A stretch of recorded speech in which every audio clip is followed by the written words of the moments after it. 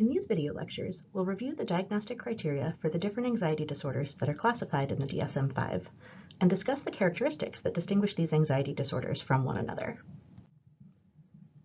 Anxiety disorders are disorders that are characterized by excessive fear, anxiety, and related behavioral disturbances.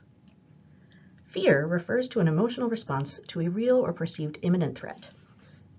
In contrast, anxiety refers to anticipation of a future threat. Anxiety disorders are distinguished from non-disordered anxiety or fear by anxiety or fear that is excessive, meaning it is more severe than other anxiety, more persistent, meaning anxiety or fear that persists longer than is considered adaptive, or anxiety or fear that persists beyond a developmentally appropriate period. Anxiety and fear responses are experiences that all individuals have, and they're normal and even adaptive in many circumstances. But when the experience of anxiety or fear is disproportionate or excessive, persists after that anxiety or fear response is adaptive, or is not developmentally appropriate compared to most individuals of a given age, that's when we consider anxiety or fear to be indicative of an anxiety disorder rather than an adaptive anxiety or fear response. There are a range of disorders that are classified as anxiety disorders in the DSM-5. These include two disorders that are primarily diagnosed in childhood: selective mutism and separation anxiety disorder. We are going to focus on the 5 anxiety disorders that are most commonly diagnosed in adults. These include specific phobias, social anxiety disorder, also known as social phobia, panic disorder, agoraphobia, and generalized anxiety disorder. These disorders can also be diagnosed in children and adolescents, but for our purposes, we will be focusing on how these disorders present in adulthood. We're going to start by discussing the diagnostic criteria for a specific phobia. You can think of this as our prototypical anxiety disorder. When we discuss the diagnostic criteria for the other anxiety disorders, we'll consider how they are similar to and different from specific phobias. A specific phobia is characterized by a marked fear of a specific object or situation. We can further classify specific phobias based on the type of phobic object or phobic situation. In the DSM, types of specific phobias include animal phobias, for example, a fear of dogs, as well as natural or environmental phobias, such as a fear of water. Another type of specific phobias are blood injection injury phobias. These are really interesting. These are phobias related to exposure to blood or medical procedures. And a really interesting thing about blood injection injury phobias is that the characteristic emotional and behavioral response is the opposite of what we see with most other phobias. With most phobias and fear responses, our characteristic physiological responses are increased heart rate, increased blood pressure, and a lot of that fight or flight tenseness. With blood injection injury phobias, our characteristic physiological response is a drop in heart rate and a drop in blood pressure. The characteristic behavioral response is fainting. We also have situational phobias, such as a fear of being in enclosed spaces.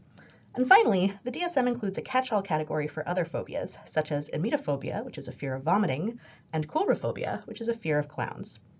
About 5% of the population meets criteria for animal-related phobias, about 6% for phobias related to features of the natural environment, about 4% for blood injection injury phobias, 5% for situational phobias, and 1% for other types of phobias. The thing that ties all of these specific phobias together is that they're characterized by a marked fear of a particular object or situation. So what do we mean by a marked fear of a specific object or situation? Well, one characteristic of this marked fear is that it is a consistent fear response. The phobic stimulus almost always provokes immediate fear or anxiety. This is not something that an individual occasionally experiences when faced with their phobic object. Every time the individual is exposed to the thing they're afraid of, they experience an immediate and intense fear or anxiety response. When an individual has a specific phobia, this fear leads to changes in behavior. Either the phobic stimulus is actively avoided, or if the individual is not able to actively avoid the phobic object, they endure the exposure to the phobic stimulus with intense anxiety or distress. For example, an individual with a driving phobia may not be able to completely avoid driving, but when they're forced to drive, they may experience intense fear as a result of having to do so.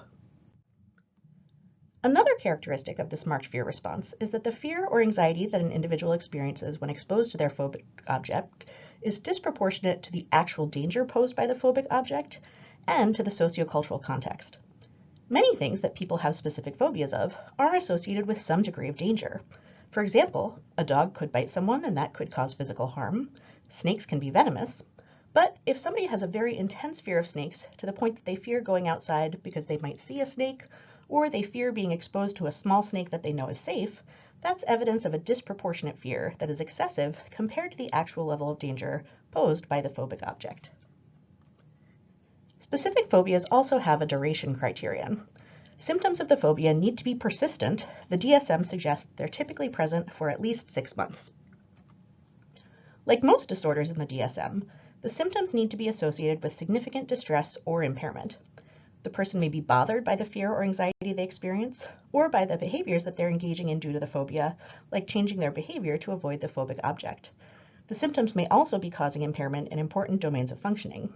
For example, the phobia may affect performance at work or at school, or impair their ability to function in an important role, such as parenting.